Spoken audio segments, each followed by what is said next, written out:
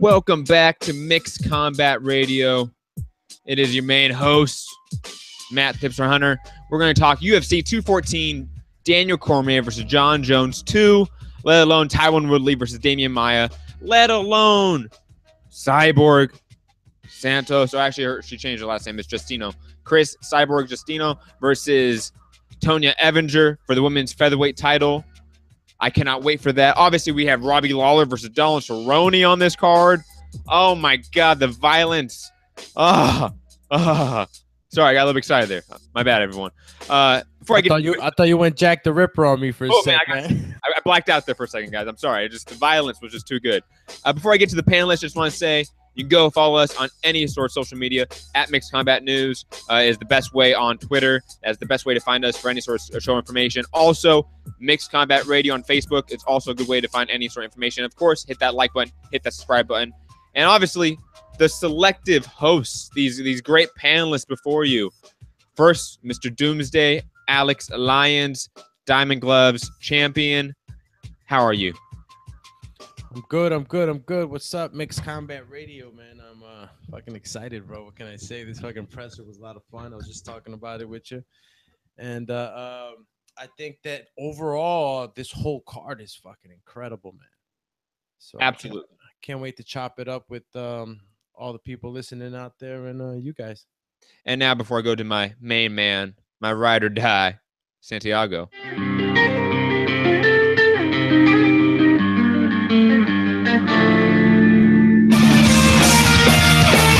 Yes, Santiago, the champ.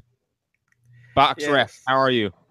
I am good. I am looking forward to discussing UFC 214 with everyone on here. I just watched the press conference while setting up with you guys, and like I said, when I was watching the little interview they did for UFC on Fox 25, I love the hatred that they had towards each other. It felt real. It felt organic, and I felt that today when watching the press conference. So it's going to be a lot of fun, and we've got a really good card. It's going to be my first time seeing Cris Cyborg in the octagon since her days in Strikeforce, and 5 of the fighters I've seen on here before, so that's going to be fun. Are you not entertained?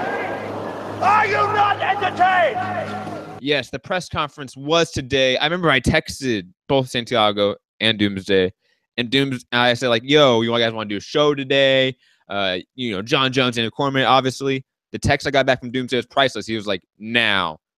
And that was all. And then he sent another text saying, watching the presser right now. We can do the show after. I'm like, oh, that's right, the presser. I totally forgot about it, to be honest, because, at this point, when you become such a hardcore fan, in a way, you kind of ignore press conferences because you kind of know what they're going to give you. Like, there's nothing in this press conference that was out of the norm, but it was definitely entertaining, I would say. And I have 2 guys before me, on this panel that are boxing fans as well, who we've seen boxing press conferences and who are usually more mundane and sort of, I don't know, classier, but I would say in a more boring way as well. Santiago's definitely more the casual fan, so I want his perspective first before I go to Doomsday, who's seen more of these press conferences. Santiago, what was your perception of this press conference? Well, like I said, I'll put it this way: if you weren't on this show and I wasn't going to make you watch this event, would you watch this press conference and go, man, I need to buy this pay-per-view? Yeah, I would have, to be honest with you. Like, I knew beforehand already about their rivalry, for their first fight, the many hurdles that they've had to go through just to make the rematch happen. And, seeing their interview on UFC on Fox 25 and the press conference today, I love it. I'm not a big fan of shit talking, as you already know. I think it's irrelevant at the end of the day. I'm more of a Mikey Garcia in that sense that, their talking will be in the octagon. But I just could not help but enjoy it. Listening to them just talk shit to each other, and it was just fun. Obviously I'm gonna tune into this. This is gonna be something that if I didn't have Tiger Stream, I'd be paying for the pay-per-view on my cable. Doomsday, you're more of the avid MMA fan, I would say. I would say you're probably even more of an MMA fan than a boxing fan, to be honest, not to put you on blast.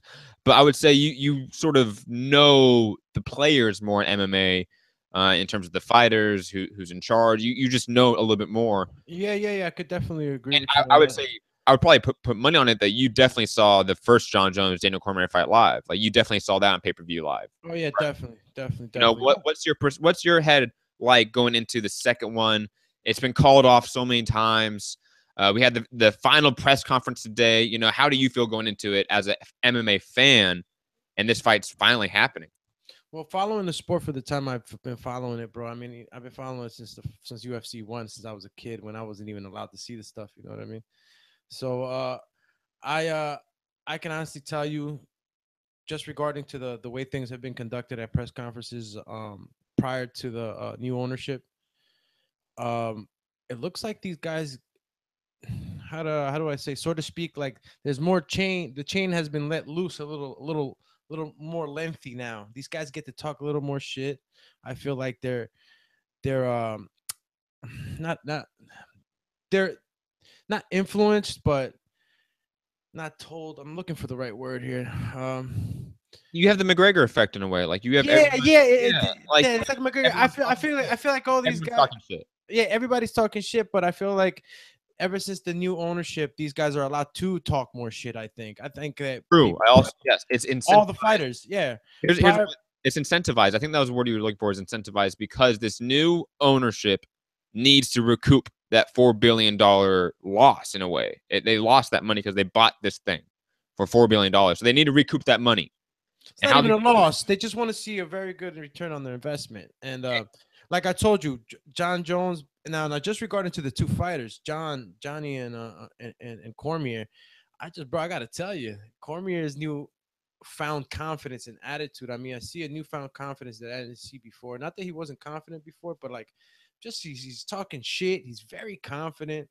I view it as more of like an acceptance of being the bad guy in a way, which is weird because Jon Jones definitely, in terms on paper, should be the bad guy, but he's the fan favorite going into this fight. DC is not, and DC for a long time was never okay with that. It bothered him. You can tell it no longer bothers him at all.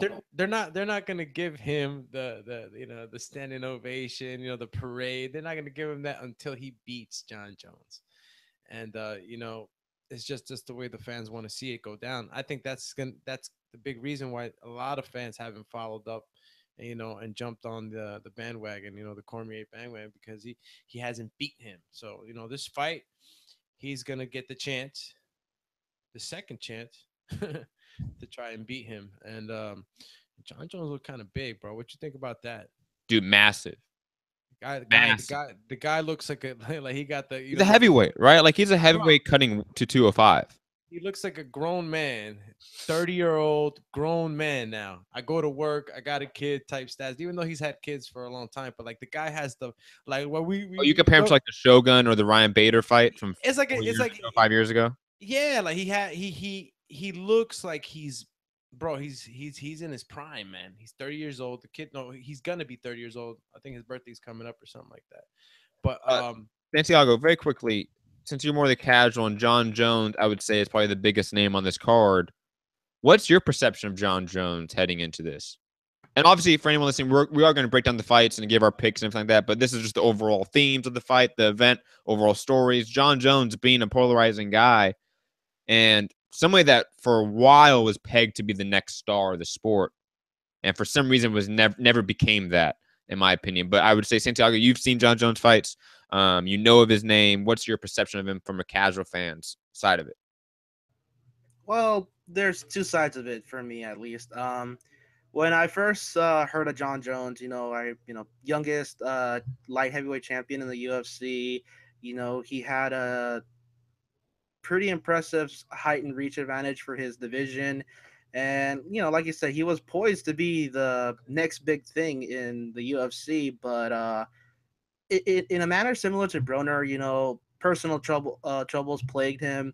The cocaine bust, inactivity, the prison sentence, and if I'm looking at this in a black and white manner, I would have pegged Jon Jones is the bad guy and Daniel Cormier is the good guy, because Daniel Cormier too is coming off to me like his sports Marvin Hagler.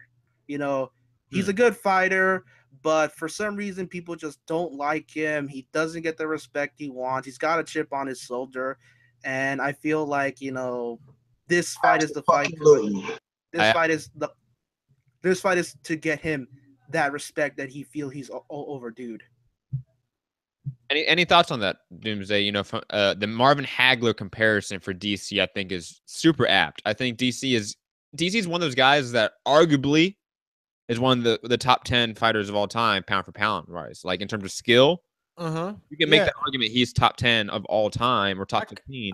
And I can honestly say that Daniel Cormier wasn't playing this bad guy role per se up until he met up with Jon Jones, because before then, everybody was really backing. I never saw him get booed. I never saw him, in any of those situations prior to him fighting Jon Jones. So I think this is all about the fans wanting, for him to prove that he's the champ by really truly beating him, not the way he attained the belt now by mistakes outside of the ring. Very quickly, Jon Jones had to do with. But yeah, go ahead. You bring up the title being stripped from Jon Jones, and that's sort of how DC got the title. Do you think that is the primary factor for this fan backlash, or was it there for the first Jon Jones fight? Because remembering back to what the fans thought, well, no, I don't remember fans hating DC like they did post the title being stripped. Yep. And you know what? And even leading up to the fight, of course, at that time, and even still, I can honestly say Jon Jones fan base is a lot bigger than the Daniel. So, you could have just argued that, he had the most fans and stuff like that. But after that fight, and then, the shit talking, before the fight was, that was all entertainment. But after the fight, the way things happened and the way he attained the belt, it's just that the crowd, it may look good, oh yeah, he rightfully got stripped. It may look good, to on paper, like you say, but to the people want to see who the best fighter is, and that's the bottom line. So, I think that was a big deal in him turning into the bad guy. You know what I mean? So he has to, the proof. He has to prove it. He has to go in there and beat Jon Jones and take that title. And when I mean take it, figuratively, because he has it already. He just has to prove it to his fans. Very quickly before we actually break down the main event and then obviously proceed to the rest of the card, I just want to briefly point out the record of both men, because this could be a fight for the pound for pound supremacy. This could be like a Ward Kovalev type of fight in terms of these guys are going to fight for who's the best in the game right now. Jon Jones's record is insane. I mean, when he entered the UFC, he fought Andre Guzmão. Andre Guzmão was highly touted back then. Everyone forgets about that. He beat him. He beat Stephan Bonner through the spinning back elbow that became synonymous with him in his career. Beat Jake O'Brien. Was disqualified against Matt Hamill for throwing an illegal strike, which most people in the industry think should not be an illegal strike. Beat Brandon Vera. Beat Vladimir Matyshenko. Beat Ryan Bader. Beat Shogun Hua. Beat Rampage Jackson. Beat Machida. Beat Rashad Evans, Vitor Belfort, Chael Sonnen, Gustafsson, Teixeira, Cormier, and OSP. That's an insane run. And then you look at DC's record, and he beat guys like Josh Barnett, Antonio Silva, Jeff Munson in Strikeforce. Then he beat guys like Frank Mir, Roy Nelson, Patrick Cummins, Dan Henderson. Had the loss to Jon Jones. They came back, beat Anthony Johnson, beat Gustafsson, beat Anderson Silva, and beat Johnson again. I mean, these two guys have already created a legacy in this sport that I think it will forever be there. These two guys will be talked about forever in this game. They're gonna be in the history books of this sport. So this is just a big fight. It feels like a big fight. It feels like a culmination of two careers, two legacies coming together. I'm gonna shoot it over to Santiago. Santiago, I want you to break down this fight and give us your pick and prediction. Well, obviously, we have two exceptional athletes, two exceptional fighters in Jon Bones Jones and Daniel DC Cormier. And, coming into it, it's basically champion versus champion, one former, the youngest, and the current. And Jon Jones has the height advantage. He's got the reach advantage. So odds makers are probably that Jon Jones is going to win. But I feel that with everything that's happened in Jon Jones's personal life, I have to wonder how much of that is going to play a factor. And my official pick is going to be Daniel Cormier by decision. Daniel Cormier by decision. Wow. So are you gonna? Do you think like the wrestling? Do you think he's gonna figure out the reason why Jon Jones was able to take him down in the first fight, be able to fix that, adapt to it, and that won't be an issue? Do you feel like a dirty box on the inside is just going to rough up Jon Jones too much? Like, is that why you're leaning that way? Yes, that's exactly why I'm leaning that way. I feel that at the end of the day, it's going to be those deciding factors, those deciding physical traits in the height and reach. They're going to show themselves which has refined them more in the intervening time since their first fights. Wow, DC. Now, I know for a fact we're going to get dissenting picks because I'm picking Jon Jones, but Doomsday. I mean, tell this casual fan where to go. That the greatest of all time in Jon Jones is going to be able to beat DC again. Yeah. Listen, we can't be talking about it like it's gonna be a walk in the park. Because even when Santiago made the pick right now, I was like, oh, It is kind of shocking still, right? Yeah. You know what? Because that confidence is exuding from fucking Cormier right now. It would lead you to think that he could probably win it by decision. I mean, I don't know if he's gonna knock out Jon Jones. I don't know if he's gonna put him to sleep, or submit him. I mean, I don't know.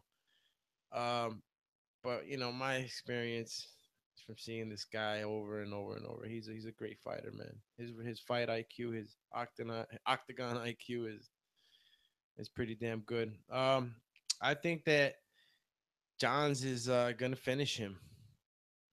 I think Jon needs to finish him, in my opinion, so that he can make a statement that that over St. Proof fight, that he had, which he did not do well in, where he looked kind of bad. But then again, that was a huge layoff. That's what I'm saying. But he has to, he has his share of things to prove as well. And being as though he had a lot of things bad happen to him outside the ring, wrong choices or whatnot. But this is the new Jon. This is his way of kind of like washing away the old, bringing in the new and improved Jon. Responsible Jon. He expressed himself at the presser pretty good. But at the end of the day, he has also a reputation for kind of looking fake, saying that he's this and that. But you got to give the man the benefit of the doubt. He was young when he was a millionaire, multimillionaire. He explained himself pretty good at this presser. If you didn't catch it, search it up. But I think he truly has made some changes. He looks fucking huge, bro. Fucking power. I mean, I'm pretty sure Cormier looked small, like tiny. Jon Jones. Anybody can be beat. Jon Jones' head looked like this, look crazy, look like one of his football player brothers and shit. But yeah, pick is Jon Jones, bro, all the way, and I think he's actually gonna finish him. By what? Oh man, I think he's gonna beat Submission? on him. Nah, he's gonna beat on him, man. So it's gonna be like a TKO, like elbows from full mount. Yeah, something like that, something ugly. Wow. Okay. I didn't see a Jon Jones TKO victory either. So we got two very, very strong opinions and picks here. Interesting. Before I make my breakdown and pick, I just want to also point out one thing. Both men, since their initial first fight in 2015, 2 years ago, obviously DC had the loss. He's had 4 wins since that loss, while Jon Jones has only fought once since that win, and it was against OSP, which he looked bad. Does that play a factor? I have no idea. It is obviously an X factor that we cannot quantify, and not everyone faces the same damages of ring rust. Is that going to play a factor? I don't think so. Again, I said I was going to pick Jon Jones. I think Jon Jones is clearly the better fighter in every capacity. He showed in the first fight that his MMA wrestling is far superior. His ability to chain wrestle along the cage is truly something special that a lot of people understand.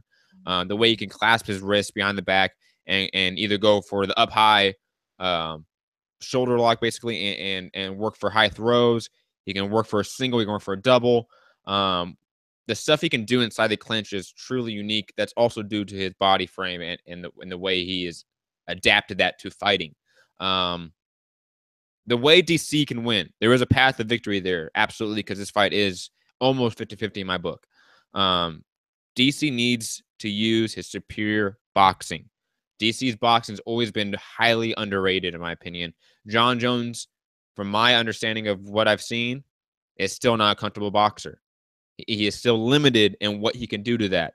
Now, obviously, he makes up for it with his other intangibles and his other limbs, basically, with his knees, with his kicks, with his elbows. He can manipulate striking in a different way than pure boxing. But DC's dirty boxing, his uppercuts, his hooks are truly something special that not a lot of people address. He needs to rough him up on the inside, or not on the inside, that small gap between boxing range and the clinch.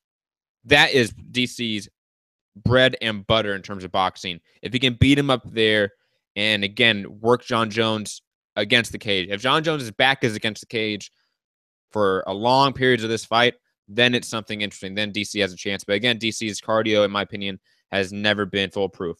DC, in those 4 wins, has faced adversity. The Alexander Gustafsson fight was highly close.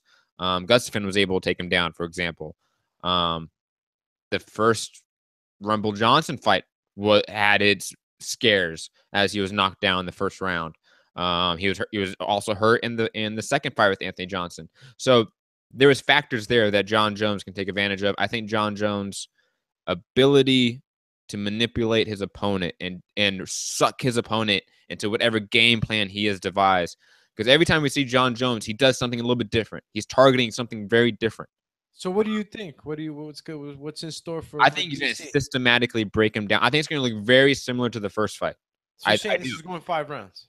I think it's probably going to go 5 rounds, or it's going to be a late finish by submission, either in the 4th or 5th round.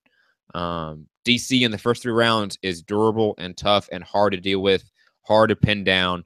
That's going to be his window to shine. Jon Jones historically has always been very good in the 4th and 5th round. Always. He always has that second, looking at Jon Jones' size, what do you think about the wrestling challenge between the two? If they go ahead and they lock horns on the wrestling, if this was a traditional wrestling match, I think DC would win hands down every time. We saw that in both their collegiate careers, that one was just vastly different than the other on the collegiate mat. But again, this isn't collegiate mat. This is MMA wrestling, just like boxing. Boxing is not easily transferable to MMA. Same with kickboxing, Muay Thai, Jiu-Jitsu. Everything has to be adapted, right? The wrestling that Jon Jones has adapted is truly something unique, and it's due to his body frame. The fact that he is that tall with that long of limbs means that he can gain leverage so quickly over his opponents. You know, he can last that wrist control. He can get that behind their back in such a fast motion. And then obviously use his leverage. He uses the way his body is shaped to create throws and judo tosses that is just purely unique to MMA. So you think Jon Jones is going to try to judo throw? I think Jon Jones is going to vastly ignore wrestling at all costs. Not at all costs, but I think Jon Jones is he's not going to try to do wrestling. I think DC is going to force that on him, and then Jon Jones is going to react like Jon Jones always. Typically, you already know how Johnny is. He wants to beat you at your own game. True. That's what he does, you know. But he's already done that, so he might do something different. I don't really think. Yeah, I don't really think that Jon is gonna. I'm gonna agree with you. Yeah, I don't think he's gonna use that wrestling too much. And we do know Jon Jones has been trying to improve his striking. He has been trying. I think he's gonna try that out. I just see that with his size. We might see different levels to his striking game in this fight. That's what I'm predicting. I'm thinking with his size, I think he's gonna be able to stuff those takedowns every time. I mean, he did in the first fight. Really, DC really had no success in the wrestling department. Yeah, he probably had like 3 takedowns the whole fight. Compared to what, 10 from Jon Jones? And Jon Jones would get him up against the cage, tire him out due to the size, level change, clasp the wrists, and then pull the legs out. Every time. He would do that over and over again. Or he would get the Muay Thai headlock and then work for the leg trips. Because he's so good at ripping the guy's body back and forth. Yeah, DC has to stay away from the fence. Yeah, stay away from the fence. John's last fight had a pretty good way of just leaning on him Good and point. I don't think Jon Jones is the going. best at staying in the center of the ring or the cage, I should say, and exchanging. That's never been his style. He's not a Robbie Lawler or Donald Cerrone, which we will get to. So, as you know, you guys have been listening. We have one pick for Jon Jones, another pick for Jon Jones, and Santiago, the lone dissenting vote, picking Daniel Cormier. Any final thoughts on this fight, gentlemen, before we move on to the co-main event? No? Yeah, definitely. Okay. So, now it's fight. Let's see the fight now. Exactly. The co-main event, which is a fight that I actually may be more excited for in a way, to be honest, because of the style matchup between the two. Welterweight champion Tyron Woodley versus Demian Maia. God, I am so excited for this fight. Anybody that has grappled in their life, either wrestling or jiu-jitsu, this fight is awesome. It truly is. Tyron Woodley has been a champion for a while now. He knocked out Robbie Lawler, has defended against Stephen Thompson a couple times. Really hasn't received the fan support that I think a guy with his style can really garner. But he does seem to be a little bit outspoken about certain social and political issues. That always plays a factor. Again, this isn't the show for that, but just wanted to address it. This fight, though, Demian Maia is on an incredible run. Obviously, one of the best grapplers in MMA history. You can make the argument that he is the best grappler in MMA history. Had a tough fight against Jorge Masvidal in his last fight, but other than that, has submitted some amazing competition. Submitted Carlos Condit, for example, which I did not think was likely, especially in the first round. Man, I'm hyped. I'm really hyped. I don't know really where to pick, even at this moment. I think this fight is so interesting from a style standpoint. So I want to hear you guys' thoughts. Doomsday, what is your perception of this fight? What's your prediction? Who are you picking? Are you going with the champ or is it new Demian Maia, the champ? Bro, man, what can I say? My man, Demian Maia. It's about time. I've been waiting for this. I've been waiting for him to get this title shot at middleweight. I think this is the best way for him that he's performed in. Um, Damian Maia for me is my choice on this fight, and the champ is a great champion. He's very explosive, but I think that Damian Maia is just bro. He's like a fucking blanket, and once he's on you, bro, it's like the blob. You know, you matter how much you fight to get away from it, you just nah, nobody's getting away from this guy right now. I think he's gonna be the new champion, man. He's dominated his guys in that manner, suffocating them. You know, really, really, really good at what he does. Can Woodley knock him out? Yes, but I think that as of late, he's been doing okay on his stand up. His boxing's been okay, and he uses it to get guys on the floor. So he's sticking to what he's good at. Unless Woodley can knock him out, I don't see how he wins. Unless he's gonna play, strike and move, and just beat him on points. I don't know what Woodley's is. I know Woodley likes to knock guys out. He's explosive, but if he misses one of those explosive shots and Maia gets him to the ground, goes under while Woodley's putting his all on that right hand. If Maia takes him down, I just don't see him getting up. So for me, it's Maia all the way. I think, you know, every guy deserves it, but I think this guy especially deserves it. Santiago, your breakdown and prediction. Well, I've seen both guys. I saw the Woodley Thompson 2 title defense. Relatively boring, but Woodley did what he had to win. And Damian Maia, my God, what an incredible fighter he is. He's been in with some tough competition. He's exceptional, even at his age. He's very exceptional at getting his submission wins, getting the guys to the ground, getting the win the way he wants to get the win. And to be honest, if Woodley's going to win this fight, he's going to need to fight him in a similar manner that Rory McDonald did to get the win against Damian Maia. But I'm with Alex on this one. I think it's the new Damian Maia, welterweight champion of the world. Demian Maia looked very big in that face-off at the press conference. I mean, was I the only one that noticed the size difference between the two when they faced off at that press conference today? No, yeah, I am. I'm the only one. Cool. Sorry, Thanks, bro. guys. I was actually looking at one of the comments that they were mentioning. But yeah, we were talking about the press conference. What about it? Did you notice the size difference between Demian Maia and Woodley? Bro, it was like Jon Jones and Cormier. It looks like everybody on the left side this time was except for Cyborg, but yeah, it looked just the same, bro. And I don't see how this smaller man is gonna get up from Demian Maia's jiu-jitsu. It's just not gonna happen to me. He's in a lot of trouble. No. Sorry, I didn't mean to cut you off. No, totally fine. I'm ready. My prediction or my breakdown of this fight is that this is intriguing because one, we've seen Demian Maia lose to, I think, lesser skilled competition, or at least struggle against lesser skilled competition. Case in point, Jorge Masvidal, who he just had a lot of issues with.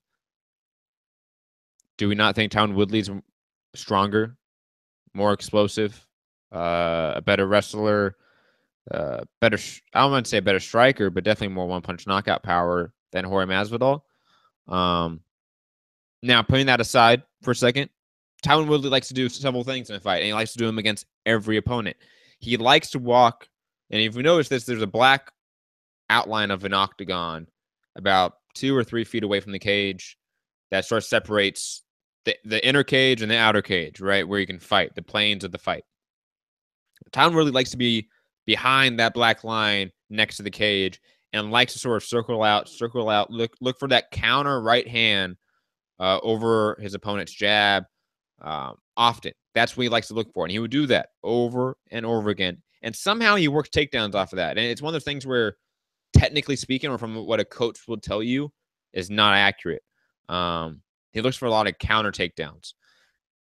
Demian Maia is the type of guy he wants to get his opponent behind that black line and up against the cage and work takedowns from there. Demian Maia is not great at wrestling. He is great at clinching up his opponent and dragging them to the mat. I don't know how he does it, but he does it every time. He will grab his opponent by the waist, work the legs around his opponent's legs, and trip them and drag them to the mat, get their back, and choke them out. That's what he does. Now, Woodley's automatically, because of his style, because of his tendencies, will most likely be in the position that Demian Maia likes to fight in. That's an automatic red flag for me for Tyron Woodley. Now, the power of Tyron Woodley is such an equalizer that I have really no issue with anyone picking Woodley in this fight. I think it can make a lot of sense. Demian Maia is also not a guy that likes to strike his way to the clinch, likes to just sort of reach for his opponent. That's an issue for me for Demian Maia. Is he going to just try to grab Woodley without setting it up with the jab, without setting it up with the leg kick? That to me is an issue. Again, we saw Jorge Masvidal be able to catch Demian Maia as Demian Maia attempted to come into the clinch and take him down. I think Woodley's going to be able to catch him. Absolutely. Now, is it going to work? I don't know. This fight's really hard for pick to me, honestly. I'm going to pick Demian Maia. I'll be honest. We're going to be unanimous on this, guys, and I feel really bad because Woodley is an amazing champion, and he's highly skilled, and he could easily knock out Demian Maia in one round, and then we all look fucking stupid. But I can see Woodley getting dragged to the fence, dragged to the mat very quickly because of his style and tendency, and that, to me, is a much bigger concern than the power of Woodley. So I'm picking Demian Maia by second round submission, not first round. I think the first round is going to be very interesting. I think the first round we're even going to see Demian Maia get tagged maybe a couple times on the way in, and then sort of reset and refigure out a way on the inside, work that in the second round, and then get that choke. You made a good point with Maia's overreaching being something to worry about. I mean, do you see him really jab his way to the clinch? I don't. No, I know, but well, as of late, he has. He I'm gonna say that he has to do it. He has to do it with this fighter in particular because this is the fighter that we know is very explosive going forward, but he also is very explosive going backwards. What I mean by that is that if Maia gets caught overreaching and he's able to just snap back with that quickness and then snap back forward with a shot, Maia could be seeing the lights and getting stopped immediately, because once he cracks you, he's on top of you. 3 more shots and you're gone, and the referee's on top of you easily. So get you making those points is something to think about. I think that Woodley, in order for Woodley to win against Maia, he has to have a game plan. This is not the guy that you're gonna go in there and you're just gonna fight your fight with. You gotta have a game plan for Maia. Maia has his weaknesses, but you gotta know how to exploit them. And Maia's one of those guys where it's really hard to decide what you want to do, because if you try to go at him, he'll level change and take you down. He can do that. He can counter wrestle better than being an offensive wrestler. That naturally is easier for a lot of people. If you try going backwards, you allow Maia to come inside and take you down more likely. So it's a lot of things that are difficult. You can't kick him. You can't leg kick Maia at all. Masvidal did. Masvidal got away with it, but that's because Jorge Masvidal, I think, is one of the most underrated fighters of the last 20 years or so. Just being honest, Masvidal's skills are really underrated in terms of his grappling. But again, this fight is a pick 'em fight. I think it truly is a pick 'em fight. We're all unanimous here. But again, if you're picking Woodley out there and you're listening, Hands of Stones seems to think that there's a couple guys. No, being at shorter gravity to the floor, yeah, it does help you. In wrestling, you could get under your opponent, and but I don't really think that even him being a shorter guy, that's not even a factor when you're dealing with a guy with the grappling skill. Yeah, the grappling skill. You could call it a factor, but it's a very minimal factor because this is not traditional wrestling. And also, which factor is bigger? Him having a lower center of gravity, or Maia being the much bigger guy? And in grappling, being the much bigger guy might mean more than just having a lower center of gravity. Well, that's what I mean. And and I don't know if we've talked about this right now, but Maia also, not only is he good at the takedown, but he'll jump on top of you and he'll jump on top of you, get that body triangle on you, and he'll slowly work you to the ground. He'll squeeze the life out of you with those legs. His body triangle is insane. Yeah, and eventually he gets you down. So him being Woodley being of lower gravity is no safety net for him to be confident in trying to get into a grappling match, or to be confident, to be careless and going in striking in a way that he'll get caught up, because Maia will just jump on top of you. I call him the human blanket. And Maia's one of those guys that he can get a choke or neck crank from positions that you should not be able to. He's gotten a tap out from not being under the chin numerous times.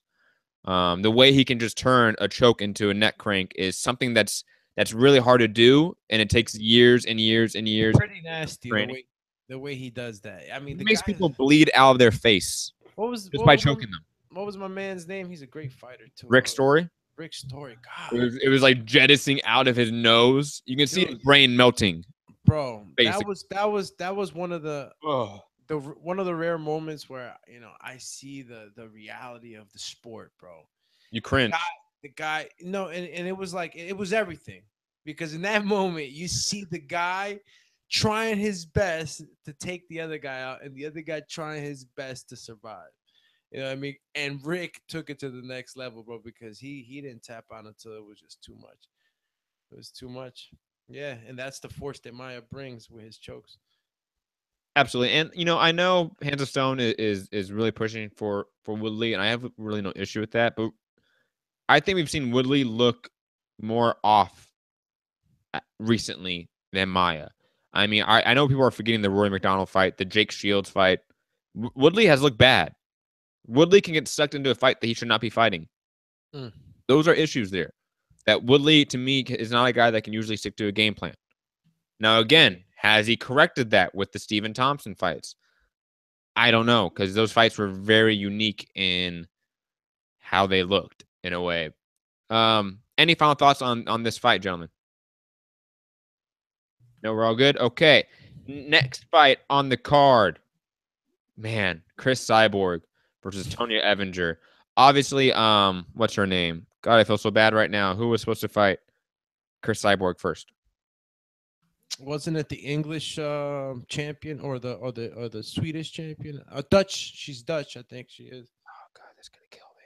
She's a Dutch champion.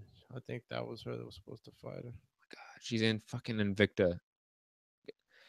Santiago, please look that up while we discuss this. For the love of God. Oh my God. Megan Anderson. Thank you, Oscar Martinez. You're the homie, Oscar. Megan Anderson. That was the original opponent, Invicta's featherweight champion. Or was it contender?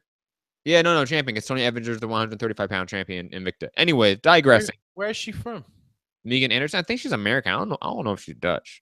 Yeah, I don't know. To be honest, I've only seen a couple of her fights. Hmm. But she's not fighting on this card, so it doesn't matter. Cris Cyborg versus Tonya Evinger for the women's featherweight title. Man, Cris Cyborg obviously being a polarizing figure in and of herself, obviously having a drug test failure way back in the day in Strikeforce, being villainized by Ronda Rousey and Dana White has sort of plagued her career in a way.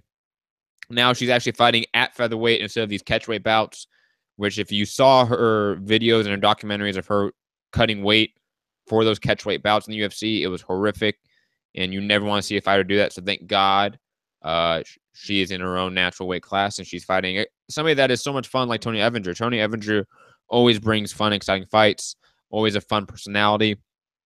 I think she's sort of a sheep in this fight, though, against a wolf, unfortunately. Cris Cyborg is one of the most destructive fighters in the history of MMA. She's a woman that can go to Muay Thai and fight the best Muay Thai female counterpart and do decent. Not win, but do decent. And that's saying a lot in a sport. So, I think Cris Cyborg's probably going to knock her out in the third round just to give my official prediction and breakdown. I think Cris Cyborg's boxing is just too good. Second or third round, I think Cyborg definitely wants to pace herself, though, because she is the bigger opponent. She has to cut still a lot of weight. And plus it being a 5-round fight, she's going to take her time, pick her apart systematically, bloody her up, and then eventually finish her off. Doomsday. No, actually, no, you went Doomsday last time. I'm sorry. Santiago, you go first. You go first, Santiago. Your breakdown and prediction. Break this one down, see. All right. Well, the first time I'd ever heard of Cris Cyborg was through Reputation only. First time I'd seen her fight was against Gina Carano, and she was impressive then in her title defenses with Strikeforce, and putting aside the banned substances and everything, she's an exceptional fighter. She's a great striker. And I'm with you on that one, Matt. I feel that it's a wolf versus a sheep. No sheep's clothing whatsoever. And I'm picking Cris Cyborg by second round knockout. I truly feel that she's going to come in there, do what she always does, do what she has done for a while now, and just put on a show for everybody who's watching the fight live. This is easily the easiest fight to pick on the card, I would say. Or at least the main card, the pay-per-view portion. Oh, yeah. For me, I feel that way. I truly do. Like, Cyborg, to me, is just an exceptional fighter. And I can't think of anybody out there right now that can really pose a threat to someone like her. I mean, maybe a Holly Holm moving up. But then again, I think Holly Holm is grossly overrated in MMA because of the Ronda Rousey win. But digressing, Doomsday, you give that prediction, give that breakdown, give that pick. Who you got? Do you smell what Cyborg is cooking? Hey man, Cyborg all the way, bro. I don't even know who this other combatant is. I never heard of her. Hold on, very quickly. You remember the Ultimate Fighter season with Ronda Rousey and Miesha Tate? Yes, I do. I do remember that one. I think she was on that Ultimate Fighter season. First off, did she lose? And yeah, obviously she lost. She lost. Yeah, she lost. What did you think of her? I mean, I don't even know what her strong points are. Her strong points are really her wrestling and her dirty boxing. She's sort of like the Randy Couture. What, up against the fence? Yeah, like the Randy Couture of women's MMA. That's what I say. She primes that. She's been a bantamweight champion in Invicta, which is the all-female promotion in MMA. She's sort of become like a hardcore darling of the sport. All the fans love her. She famously kissed the female interviewer in the post-fight interview in the cage. Okay. You know, she's just sort of been a unique character, I would say, more than a great fighter.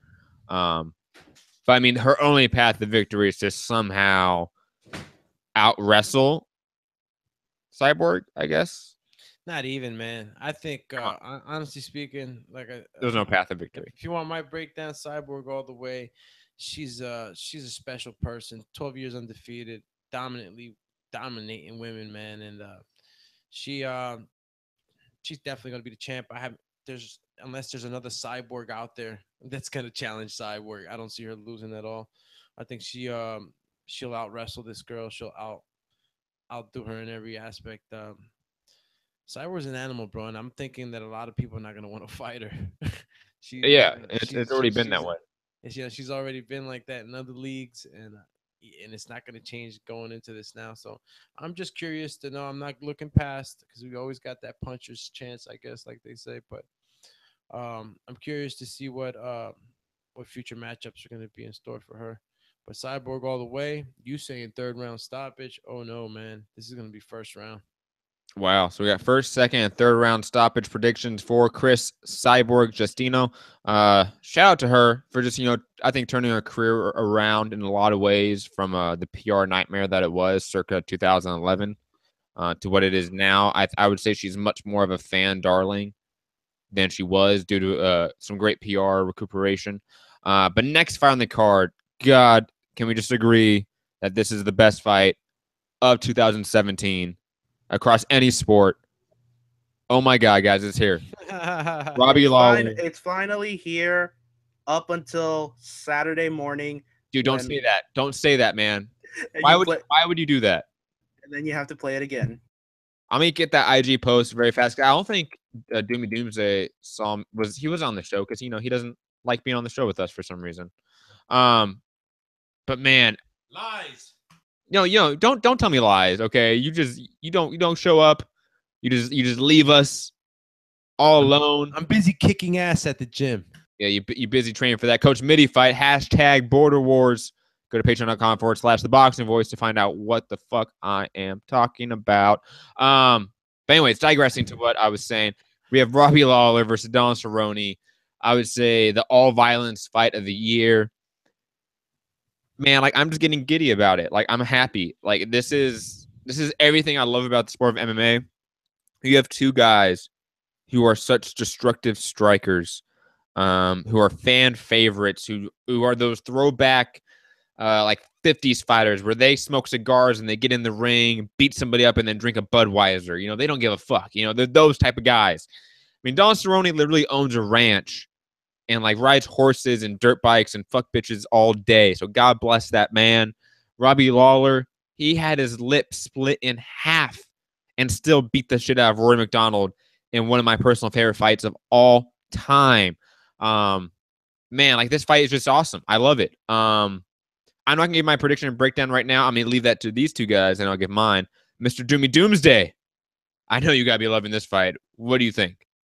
Well, this is the type of fight that MMA fans long for, bro. You got two guys who are rough around the edges, hardcore, type of guys that you want to see, that you'll see at a bar brawling in the back of the alley. You know what I'm saying? These are the guys that they don't care. They're gonna go balls to the wall, all in.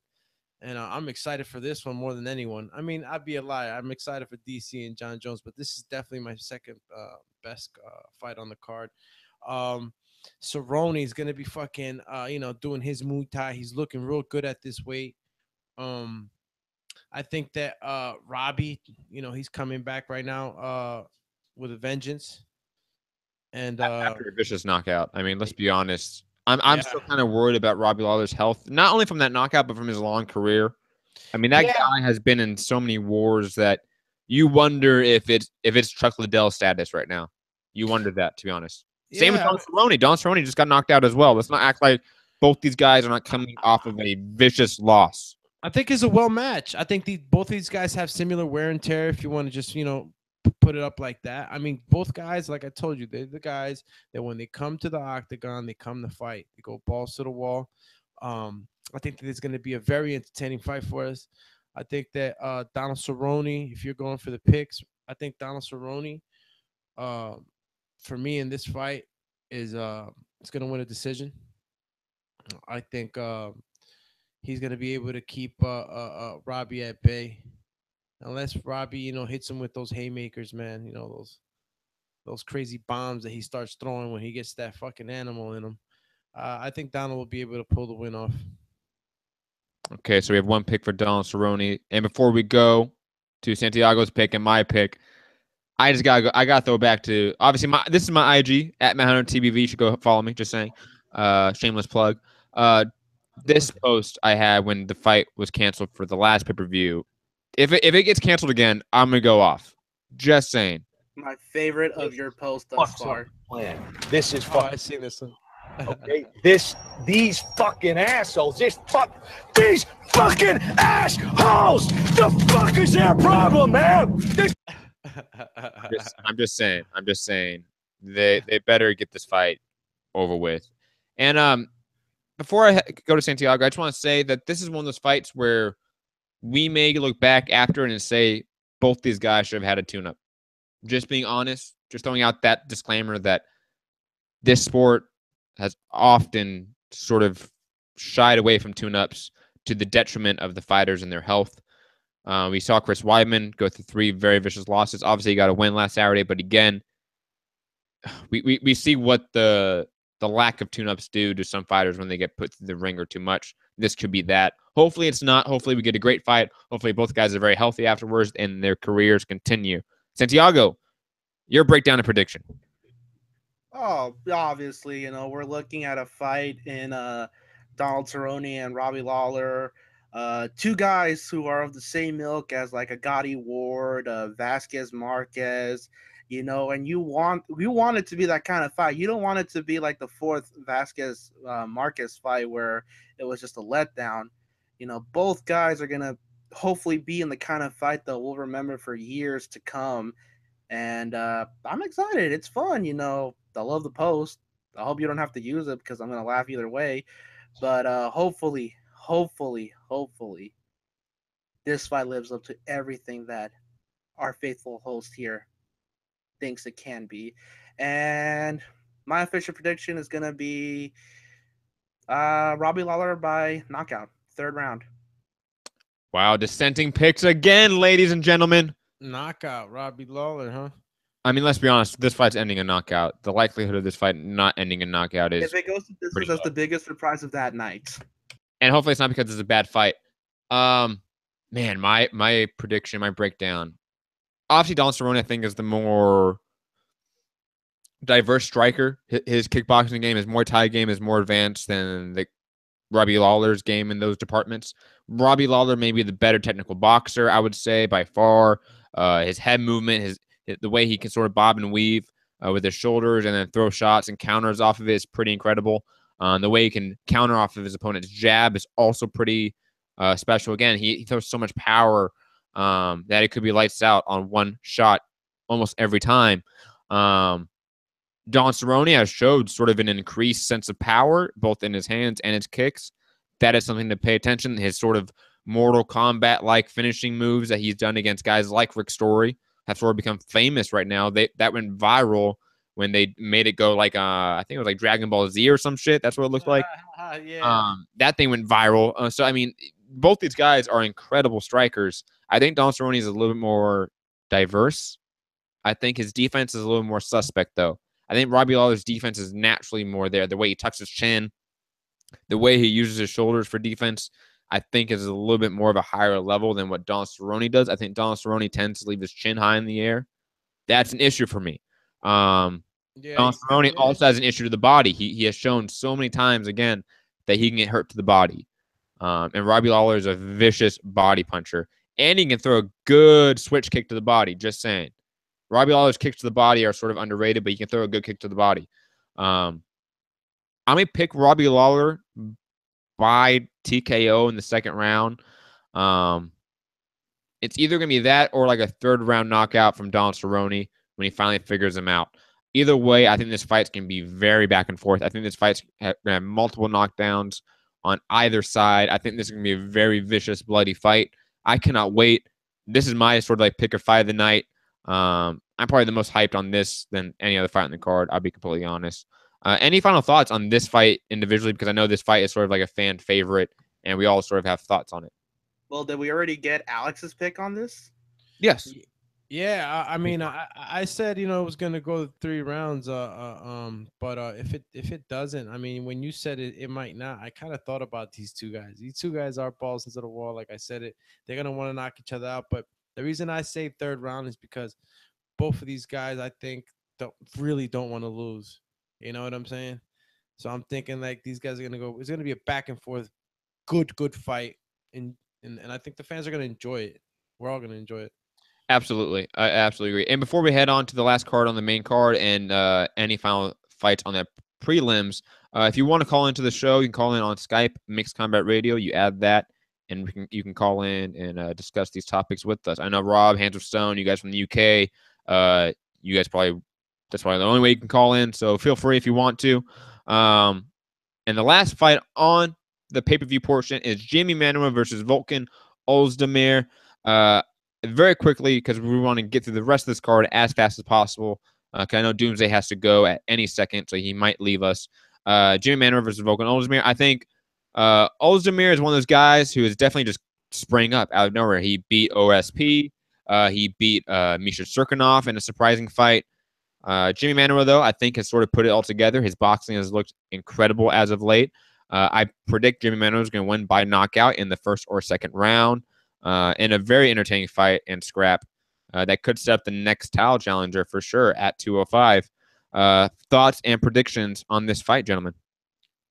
Doomsday? Jimi all the day. I like Volkan. I mean, he has good reach, good height. He has good kickboxing. But I think that Jimmy's aggressiveness overall, animal aggressiveness that he shows every time he goes in for the kill, man. I think that's gonna overwhelm Volkan. I say 2nd round knockout or stoppage. Santiago. I saw Jimi Manuwa's last fight against Corey Anderson. Very, very refined striker. He looks good. I like the way that he stays composed, and I'm with you guys all the way on this one. I think it's gonna be Jimi Manuwa by 1st round knockout, clean punch to the chin, and lights out. Now, there's 2 fights on the prelims that we're going to talk about. The rest we will leave to you to discuss in the chats and the comment section. Jason Knight, a.k.a. Hick Diaz, versus Ricardo Lamas. Ricardo Lamas being a formal title contender of the featherweight division and a long mainstay in the top 10. Jason Knight, I think, is probably going to put it together and win this fight. A la like a Max Holloway. I think Jason Knight is in the image and the style of a Max Holloway in terms of being that freestyle fighter. I think he's going to mix up his strikes, his grappling very well, and win a decision victory. Maybe a split decision. I think Ricardo Lamas is still such a talented guy in the division, especially with his wrestling and his boxing. But I think Jason Knight's just a little bit better, a little bit more slick, and a little more durable as well. Santiago, your thoughts and predictions? Well, these are now the first fighters that I haven't really seen too much of. Don't know much about them, to be honest with you, but gun to my head, I'm picking Jason Knight on this one. He's got the better record in my opinion, and I think he's going to come through with this one. Doomsday, before you have to leave, you want to give a prediction on this fight? Maybe I have seen this kid fight, Jason Knight. Maybe I haven't. I'd have to see him, but I know definitely Ricardo. Mm-hmm. I know about Lamas. So just based off my current knowledge right now, until I see who the other kid actually is. But I think Ricardo Lamas has the experience on this. Definitely a step up for Jason Knight. Definitely a step up for Jason. If I haven't heard of him too much, but again, I haven't been following as closely as I used to before, but I still catch my UFC. I still got my UFC.com, and that's why I get the link. I got the notification, but for the presser. But I go with Ricardo. I think Ricardo has that good control. Definitely the safe. I think he brings him down to the ground. It'll be a rough night for him. It'll be going through the wood chipper. Last fight. Oh, sorry, didn't mean to cut you off. Yeah, Ricardo Lamas. By wood chipper. By wood chipper. Last fight on the card we'll discuss, Renan Barao, former bantamweight champion, versus Aljamain Sterling. Renan Barao coming back down to bantamweight after a short stint at featherweight. Aljamain Sterling sort of being the hot prospect that has sort of simmered as of late, seeming to have plateaued. Can he sort of rebound and get this win over the former champ? Can Renan Barao rebound after those vicious losses from TJ Dillashaw, which seemed to have definitely taken something out of him? This fight's highly interesting to me from a style standpoint. I'm picking Aljamain Sterling. I think he's just the better overall fighter right now. He still has better momentum. Renan Barao, to me, is damaged goods, to be honest. He's just at that point. I'm picking Aljamain Sterling by a third-round submission. Doomsday, do you want to go because you have to leave soon? Right now, I'm just gonna just leave on this.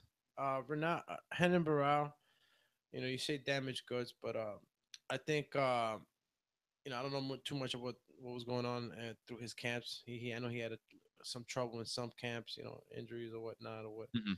But I think that if we get a healthy Renan Barao in here, mentally healthy as well, I think we could see something rising from the ashes, sort of phoenix, so to speak, because we don't forget this guy was kicking ass. He was kicking ass for a while. You know what I mean? Sometimes outside things affect fighters. I don't know, like I said, exactly what was affecting him, but he's been kicking ass, and he has the skill. He has he still has that fight, that fight animal instinct in him, I believe. And he's lost the top competition. So I'm going to go for Renan Barao on this one. Even though Aljamain Sterling is looking very good. Good style, slick, explosive. I can say all these good things about him. But I'm hoping to see, the underdog pick Renan Barao. The old dog, too. As another old dog in yourself, you want to go with the old dog. It's okay. But like I said, it has to be a healthy, mentally and physically Renan Barao, because this kid that he's fighting, he's very explosive. Santiago, your breakdown and prediction. Another fight where I've never really seen either fighter, but I have seen some tape of him, and like you said, Renan Barao, he's kind of been through it. 34-4. He's had a lot of fights, probably damaged goods, but I'm with the same mindset of Alex, where if he's healthy, mentally, physically, everything is just pumping on full cylinders. It could be a good fight for him, like a last hurrah, so to say. Hopefully it doesn't go out the same way Brad Pickett did, but my official pick is Aljamain Sterling. Younger, fresher. He's only 13-2, and this is a good fight for him, to say the least.